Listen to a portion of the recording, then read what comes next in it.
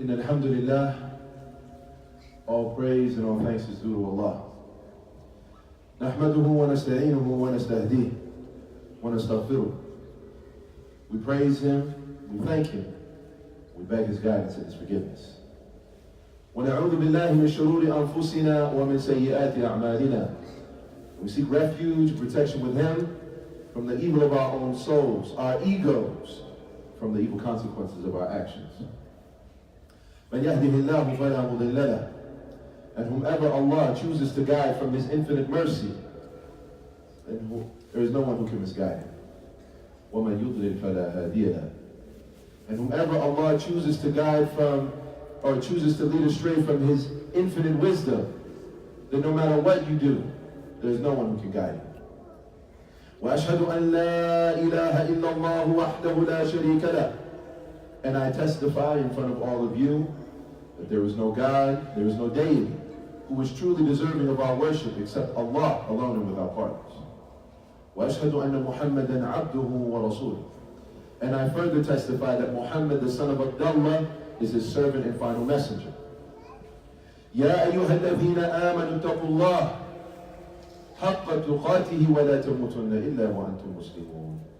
O you who believe, fear Allah subhanahu wa ta'ala, have a consciousness of Him and awareness of Him. The fear and consciousness and awareness that He is deserving of you. And don't die. Don't you dare die except as Muslims. يا أيها الناس اتقوا ربكم الذي خلقكم من نفس واحدة. O humanity, fear your Lord who created you from a single soul. And that single soul being our father Adam. وخلق منها زوجها. And then from him Allah created his mate, our mother Eve, or Hawa. وَبَثَّ مِنْهُمَا رِجَالًا كَثِيرًا وَنِسَاءً. And then from them both Allah subhanahu wa ta'ala populated the earth with many men and women. وَاتَّقُوا اللَّهَ الَّذِي تَسَاءَلُونَ بِهِ وَالْأَرْحَامِ. And fear your Lord through whom you ask your mutual rights. And never ever cut the ties of family. إِنَّ اللَّهَ كَانَ عَلَيْكُمْ رَقِيبًا. Because indeed Allah is always watching over you. He is ever a watcher over you. يَا أَيُّهَا الَّذِينَ آمَنُوا اتَّقُوا اللَّهَ وَقُولُوا قَوْلًا سَدِيدًا. O you who believe, fear Allah subhanahu wa ta'ala, again have that consciousness and that awareness of Him, and to always speak the truth, a straightforward word. And if you do that, يُصْلِحْ لَكُمْ أَعْمَالَكُمْ. Then Allah will repair your deeds. وَيَغْفِرْ لَكُمْ ذُنُوبَكُمْ. And forgive you your sins. وَمَنْ يُطِعِ اللَّهَ وَرَسُولَهُ فَقَدْ فَازَ فَوْزًا عَظِيمًا.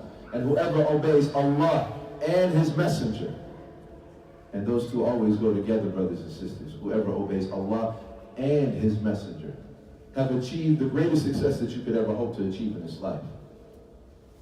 In أصدق الحديث كتاب الله.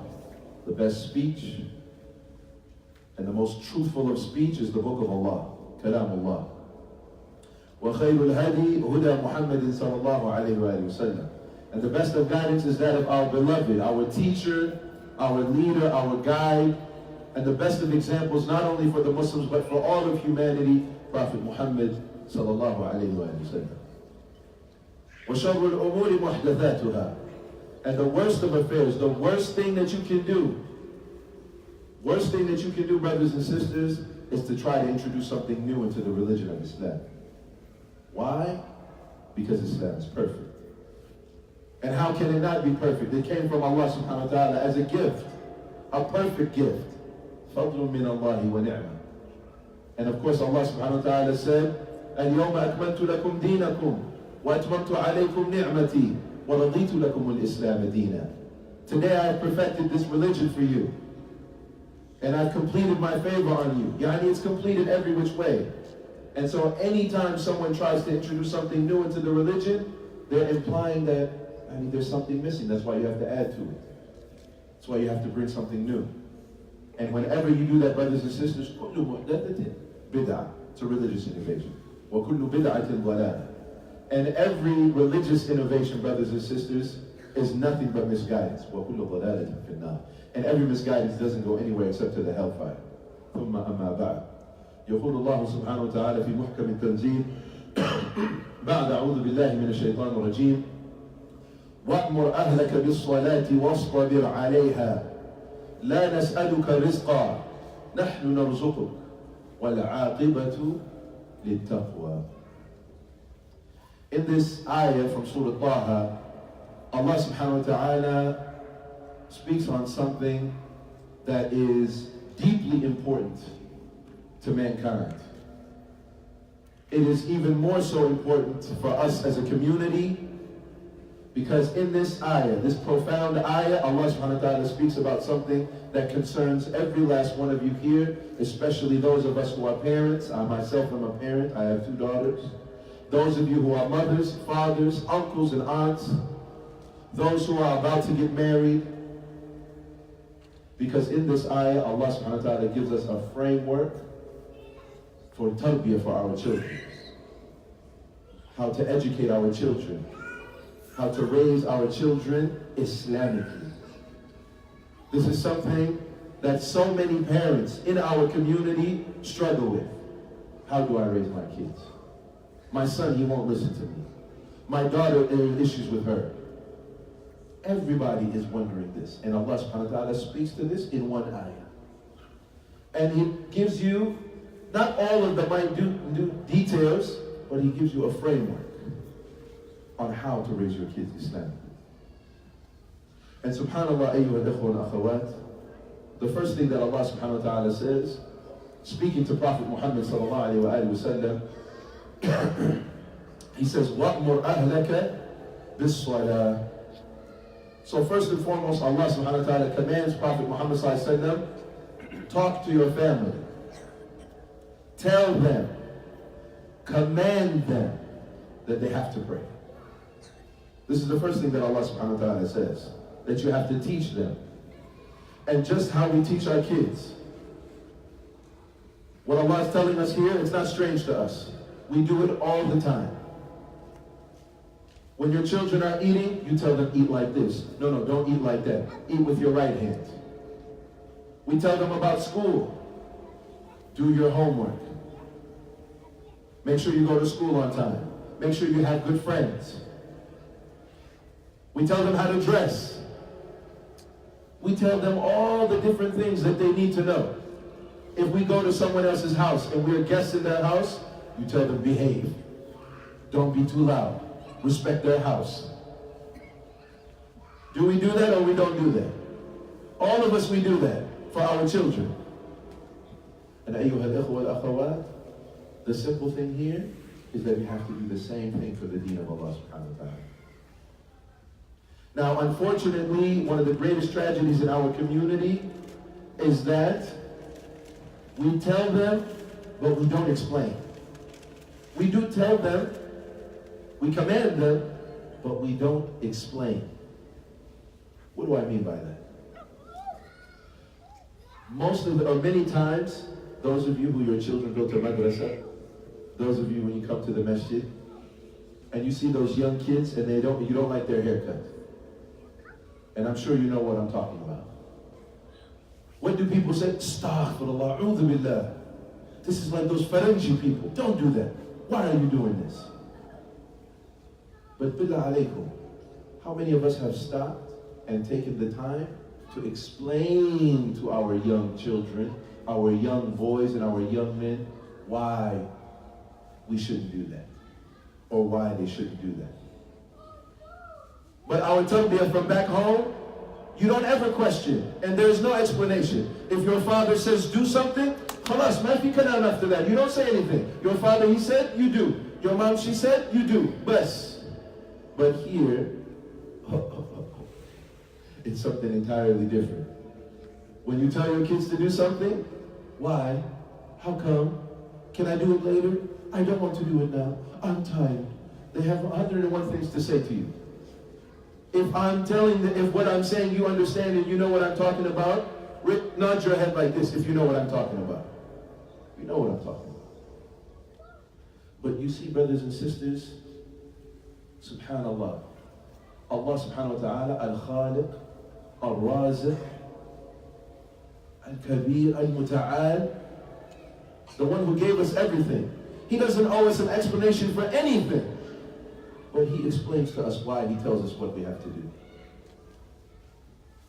If anybody should be able to tell you to do something and you should just be quiet and you do it just because they said, it would be Allah. But even Allah subhanahu wa ta'ala, He takes the time to explain why you have to do what you have to do. Doesn't He tell us why we pray salah? Doesn't He explain what it does for us? Inna salata tanha anil fahsha'i wal munkar. Allah explains to us. Allah explains why you fast in the month of Ramadan. يا أيها الذين آمنوا كتب عليكم الصيام كما كتب على الذين من قبلكم لعلكم تتقون. He tells you the reason why. He explains to you, even though He doesn't have to. Allah doesn't owe us, any of us, an explanation. But He takes the time to explain to you. And He takes the time to explain to me. Shouldn't we take the time to explain for our kids? In Ramadan, how many times? Baba, why do we have to fast? Because it's Ramadan, we have to fast. That's it. That's what we do. We're Muslims. But what is the benefit of fasting? Why do we fast? What do they get out of it, both in this life and in the next life? And wallahi, brothers and sisters, another mistake that happens in our community regarding this, about this discussion with our kids, is we say, oh, wait, they're too young. They're too small. What? She doesn't have to wear hijab now. Wait until she's older. No, they don't have to pray now. Wait until they're older. No, they don't have to fast the month of Ramadan. Wait, he's only 11. He's only 14. Wait. He's only 14. Bilal alaykum, I ask you by Allah, if your son, and it's time to go to school in the morning, and he's 7 or 8 years old, and they say, Baba, I don't want to go to school. Are you going to say, oh, okay, no problem? No, you wouldn't say. You would say, get up now, before I make you go to school in your pajamas. That's exactly what you would say. For school, you would never let them say, oh, I'm too tired. Oh, it's too... You would say, no, you have to. You have to go to school. Why would you do that? Because you know the benefit of school. You know the benefit of an education. You know that that's the way to advance in the society here. We all know that and understand that. It's part of, for many of us, that's why we even came here. But for the deen of Allah subhanahu wa ta'ala, something different. But we have to discuss and to talk with our children. Not just do, don't do, haram, halal. No. Discuss. Explain to them. Ask them. Just the other day, I was here at this masjid. And a young boy, he told me, my mom, she tells me I have to cut my hair.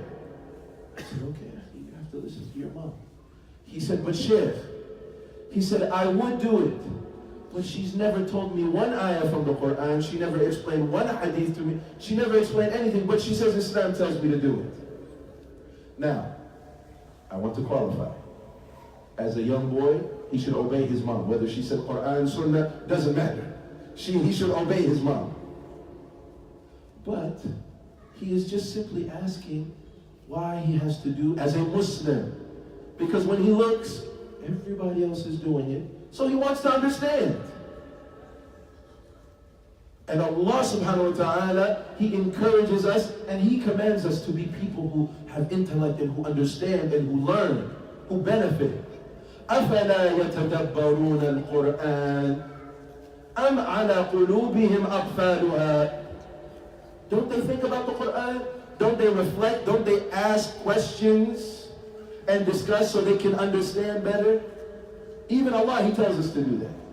This is what we have to do for our children, brothers and sisters.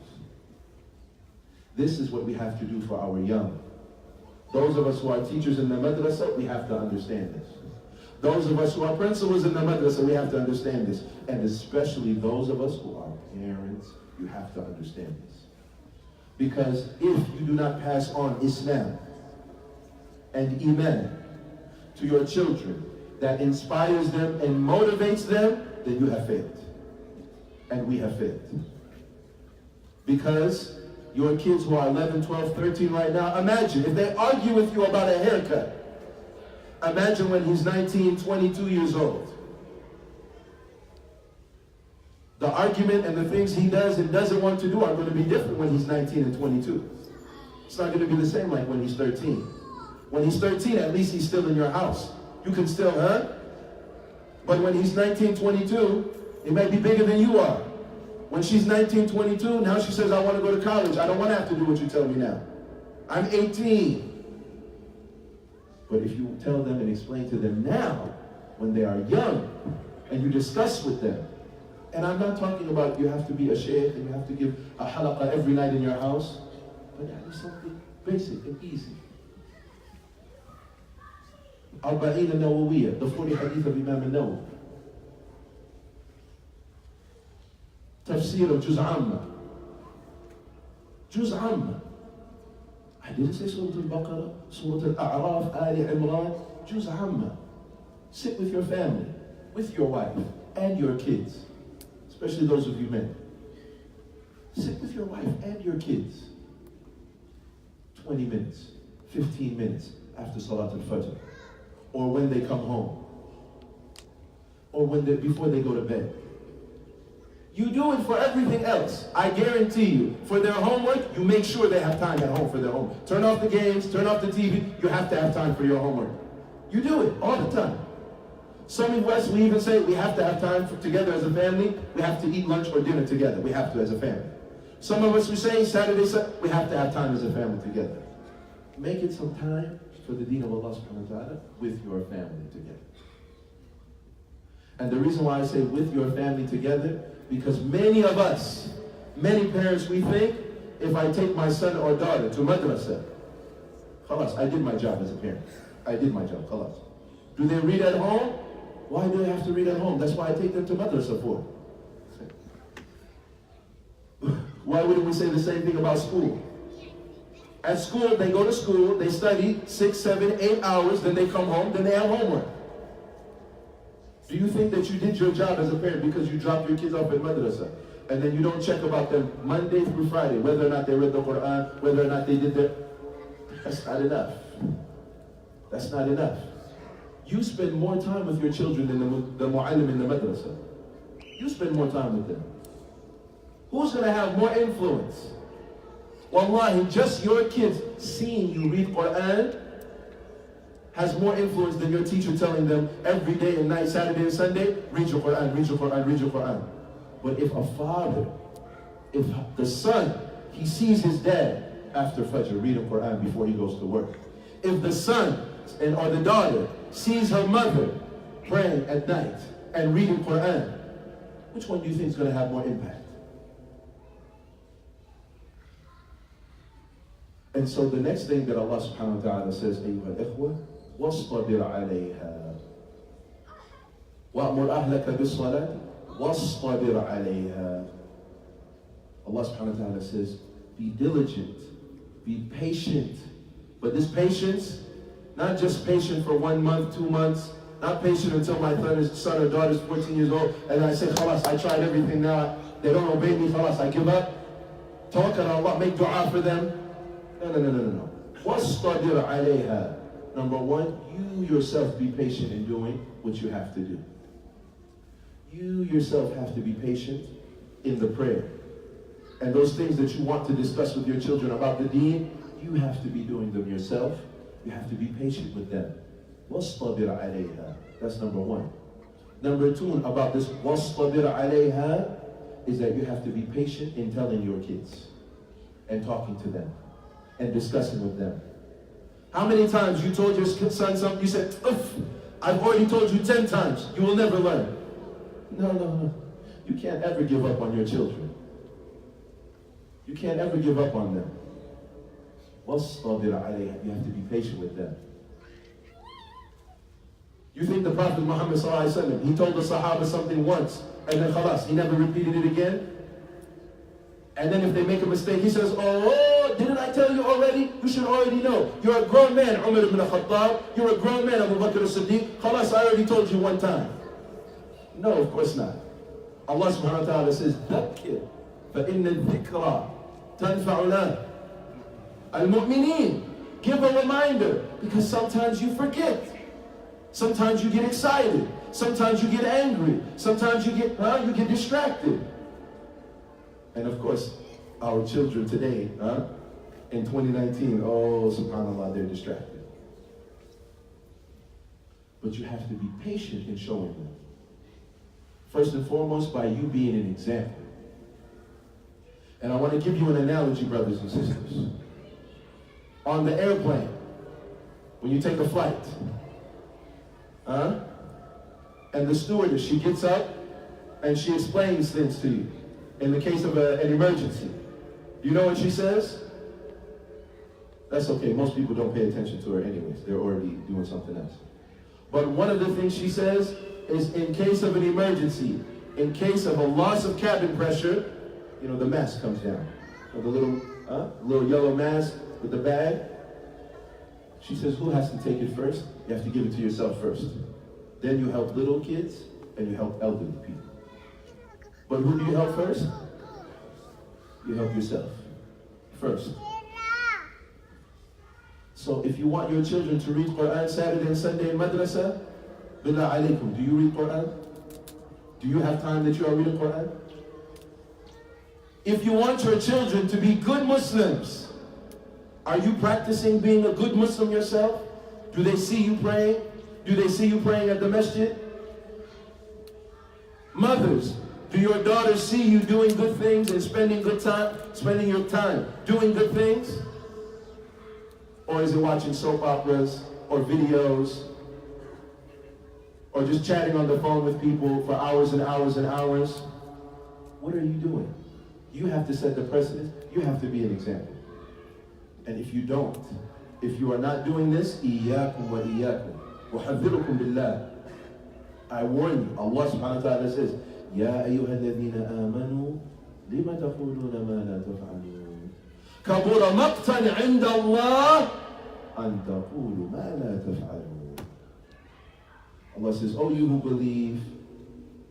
That means He's talking to you. That means He's talking to you, and He's talking to every last person in this room.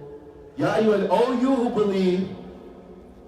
Wa anta mu'min, wa anta muslim, wa anta mu'min, wa anta muslima. Allah is talking to you. Why do you say one thing and you do something else? Hated and despised is it by Allah that you say one thing and you don't even do it yourself. I'll give you an example. And I've seen this many times. A parent will tell their kids who's listening to music, say, astaghfirullah, don't listen to music, not in our house. Don't listen to that stuff, stop. And the reason why they say that, why? Because it's Migos. And it's Kendrick Lamar. They tell them, astaghfirullah, turn that off. But then, in the same house, the parents, they will have music from back home. They have music from back home. This one is okay. That one is okay. But the other one, no, astaghfirullah, we don't do that. This is those Faranji people, we don't do that, astaghfirullah. Another example. Parents, they will tell their kids, don't you dare smoke cigarettes. Don't you dare smoke cigarettes. If your daughter came home smoking cigarettes, smelling like cigarette smoke, what would you do? But in how many households they have the shisha, the guy, you know the, yeah, that one. But if your son was smoking a cigarette, you better not come to my house tonight. If you're smoking cigarettes, it's the end for him.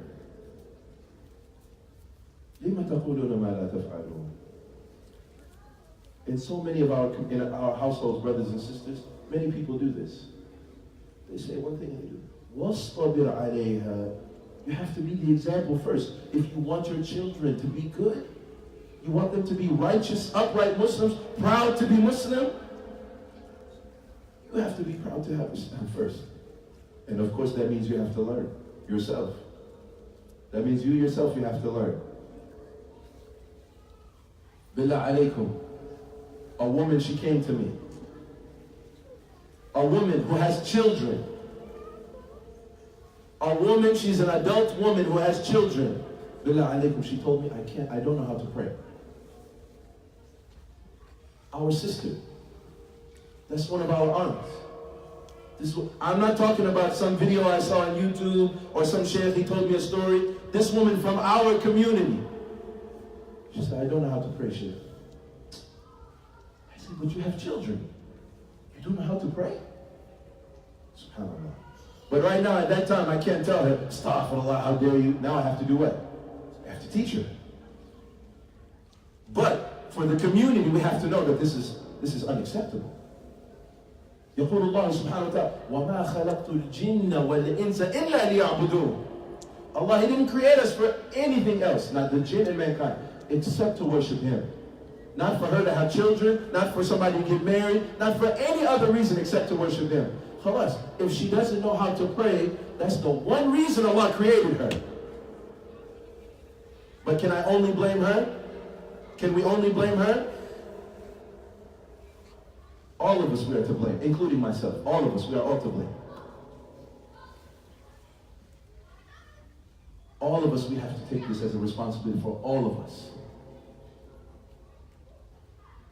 And we have to be patient and dealing with our children إِلَى مَمَاتٍ, until we die. Until you are in the grave. Because they might change their job. Your children, when they grow up, they might move out of the house. But do they ever stop being your sons? Does your daughter ever stop being your daughter? You will all, until they die, you will always be having to look out for them. How you look out for them, how you talk to them, it will change.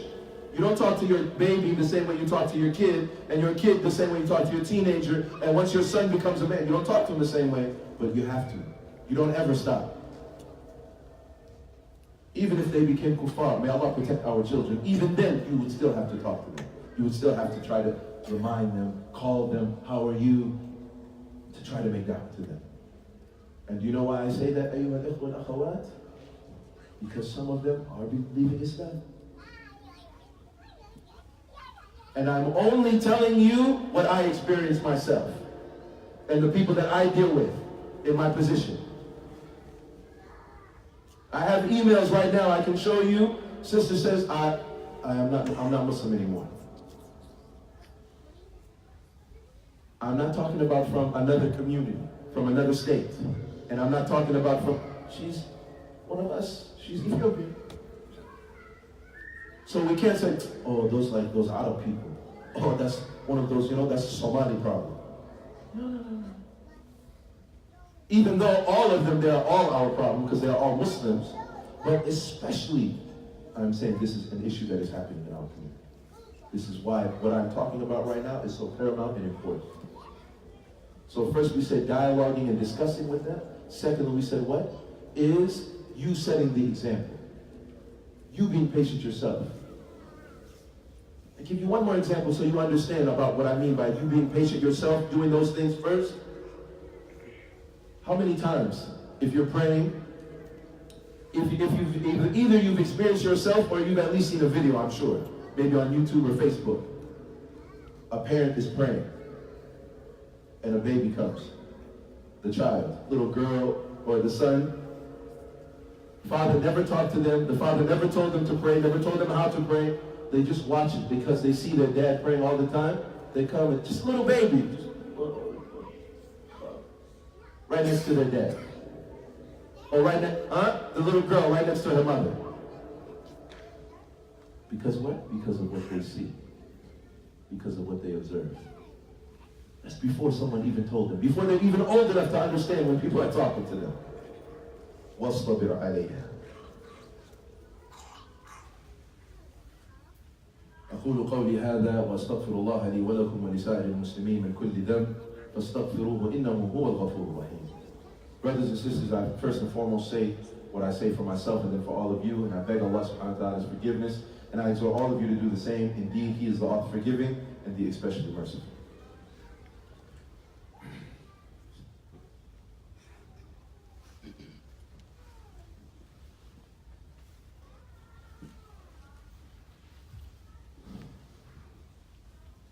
الحمد لله وحده والصلاة والسلام على من لا نبي بعده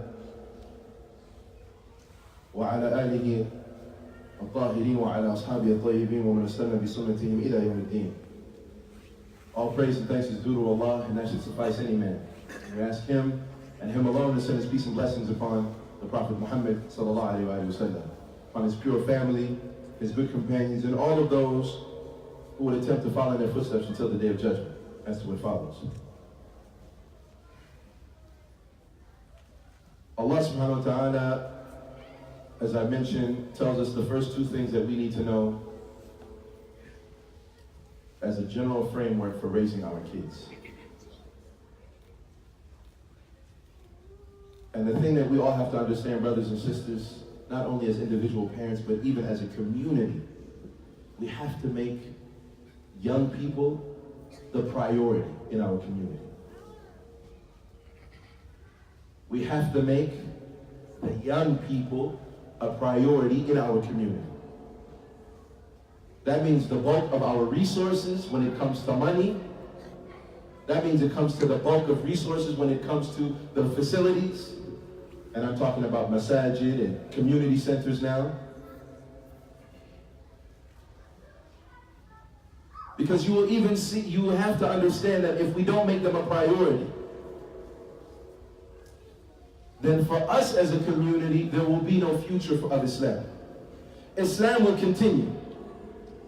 Islam doesn't need us. But we will not have the privilege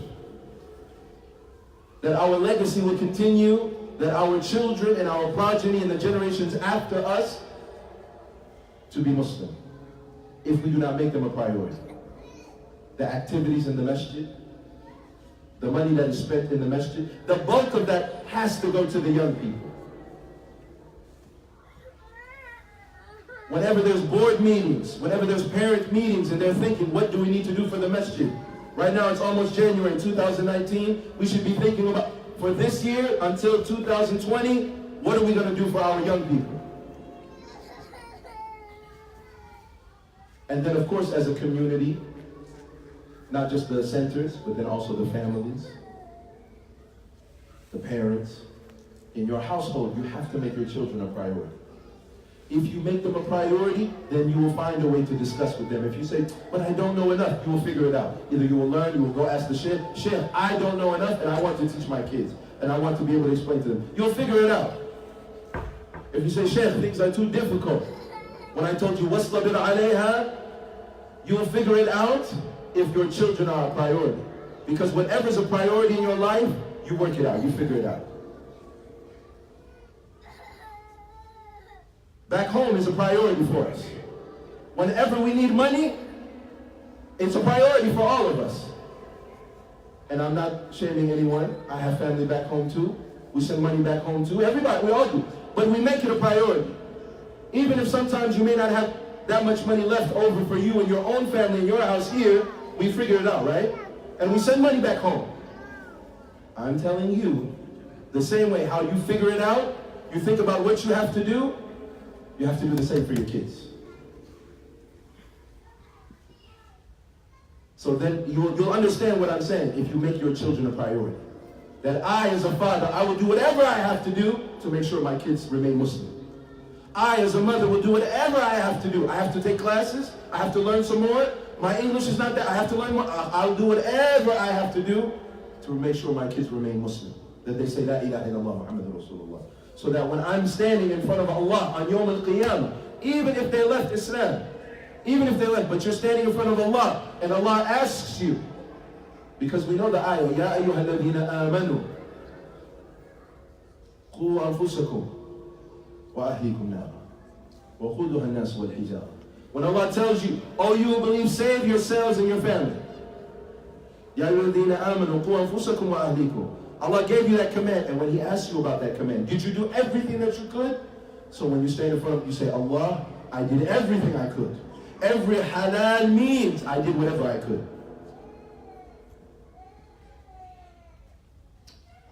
So now, if I ask all of you, do you want your children to be good? Do you want them to be righteous? Do you want them to be good Muslims, have strong Islamic identity? Everyone would say yes. And I know, but there's something that usually gets in the way. there's usually something that gets in the way. And Allah speaks to that issue. Allah says, لا نسألك الرزق نحن نرزقك. Most of the time that what gets in the way is the dunya. Every parent here, you want good for your kids. We came here, there was trouble back home, we ran here, we try to make sure our kids go to school, we try to make enough money for them, we try to give them the things that you didn't have back home. So we want a better life for our children.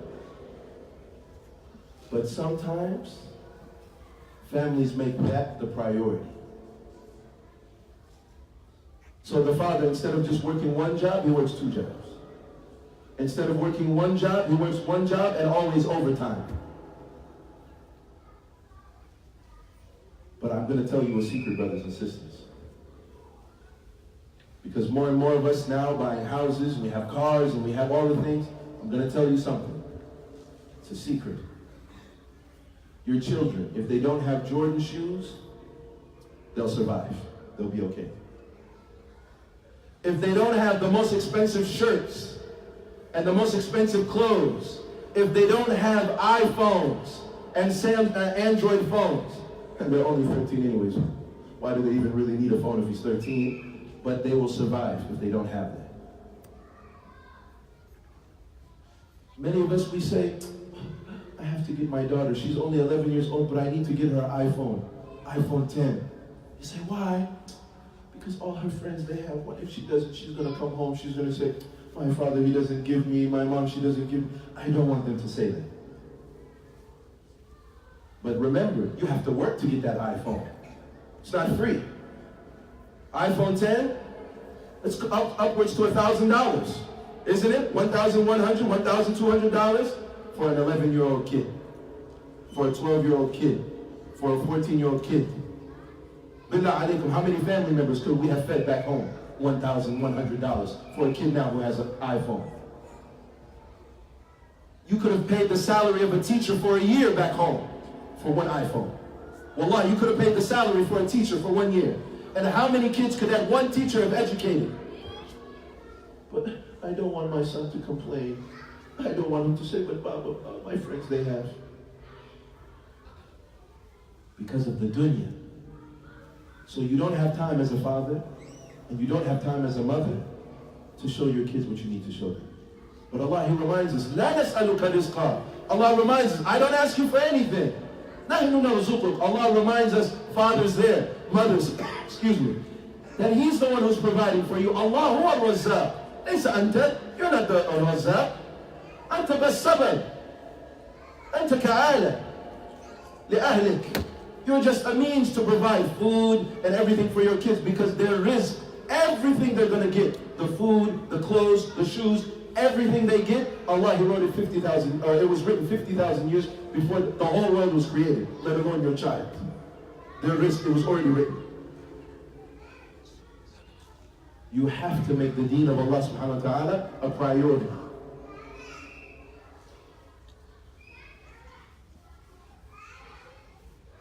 Alhamdulillah, Allah subhanahu wa ta'ala allowed us to make it here. We have safety, we have security. Alhamdulillah, wallahi, this is one of the greatest ni'mah that you can have.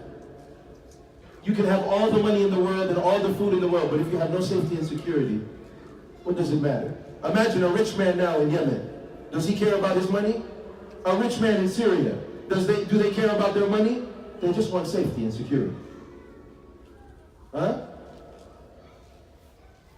So now, we don't have to chase for the dunya to make sure that, and by the way, most of America, and most Americans, they're not rich. Most Americans, they're not rich. That's only 1% of America who's rich. They had a whole movement around that here. Why? Because there's only 1% that's rich and everybody else is not having enough. We have to prioritize the deen of Allah subhanahu wa ta'ala. And then Allah subhanahu wa ta'ala, He closes this ayah by saying what? وَالْعَاقِبَةُ لِلتَّقْوَى. So brothers and sisters, if you prioritize the deen, and if you talk with your children, yani you give them time, What that means is you give them time. You spend quality time with them. I'm not talking about the time that you drive them, right, to the library and drop them off. Or drive them to the madrasa and drop them off and pick them up. That's not quality time. I mean when you sit there and talk to your son. Son, this is how you be a man who has dignity, who walks upright. This is how you talk to women. This is how you deal with yourself. This is how you do business. When you talk to a man, you look him in the eyes. When you give him a handshake, you give him a firm handshake. None of this sissy stuff. You tell him how to be a man. Sisters, you talk to your daughters, spend quality time with them.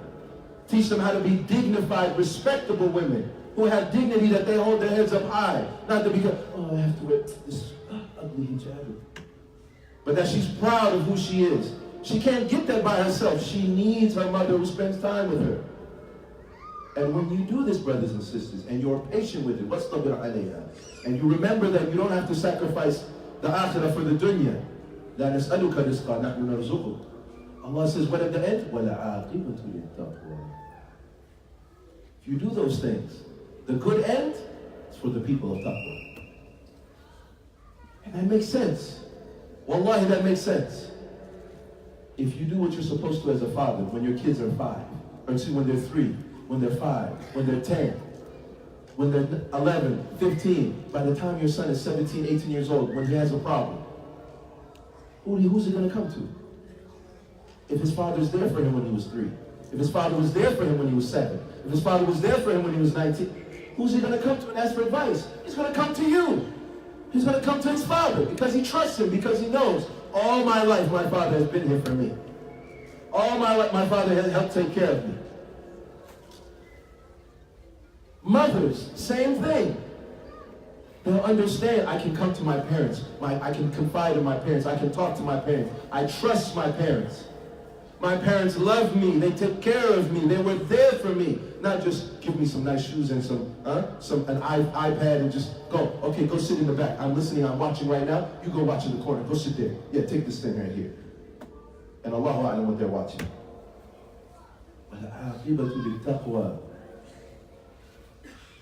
So when your daughter now, when she's older and now she's not a little girl anymore and she's a woman and she wants advice, or she's worried about something, she'll come to you with aqibatu lit-taqwa. And your son, when he's thinking about getting married, he's not going to bring some strange woman that you have no idea, random woman. You're like, who's this? No, he's going to come to you for advice, Baba. I'm a man now, I'm thinking about this. He'll come to you with aqibatu lit-taqwa. And so, brothers and sisters, whatever I've said today, I say for myself and then for all of you. Allah, I have 2 daughters myself. And the same thing I'm discussing with you is the same thing I deal with for my own children. But what I'm saying up here, I have to say, and I take comfort when Allah subhanahu wa ta'ala says, قُولُوا قَوْلًا سَدِيدًا. I can't beat around the bush. This is something that is overwhelmingly taking over our community. So please, I exhort you and remind you, brothers and sisters, if you take anything from here, make your children a priority. If you don't take anything else from here, make your children a priority. And that is summed up in, I will do whatever I have to for my children. Whatever I got to do. They don't know something, and I don't know what it is, I will find the answer so I can tell them. He has a problem, I will figure it out for him. I will be there for them. But you make your children a priority. And I ask that Allah subhanahu wa ta'ala, who is capable and able to do all things, that He protect our children, that He protect our young, and that He protect the youth of our community, and that He protect our women. And I ask that Allah subhanahu wa ta'ala, that He bring us and unite us all together. The same way He brought us here for Yawm al-Jumu'Aa, that He join us and unite us in our hearts, both here and in Jannat al-Firdaus al-A'la. اللهم صل وسلم على محمد وعلى آل محمد كما صليت على إبراهيم وعلى آل إبراهيم إنك حميد مجيد. اللهم بارك على محمد وعلى آل محمد كما باركت على إبراهيم وعلى آل إبراهيم إنك حميد مجيد. ربنا آتنا في الدنيا حسنة وفي الآخرة حسنة وقنا عذاب النار. ربنا لا تزغ قلوبنا بعد إذ هديتنا وهب لنا من لدنك رحمة إنك أنت الوهاب. اللهم أرنا الحق حقا وارزقنا اتباعه. اللهم أرنا الباطل باطلا وارزقنا اجتنابه. اللهم آت نفوسنا تقواها وزكيها أنت خير من زكاها وأنت وليها ومولاها يا رب العالمين. عباد الله، اذكروا الله يذكركم واشكروه على نعمه يزدكم ولذكر الله أكبر والله يعلم ما تصنعون. وأقيموا الصلاة.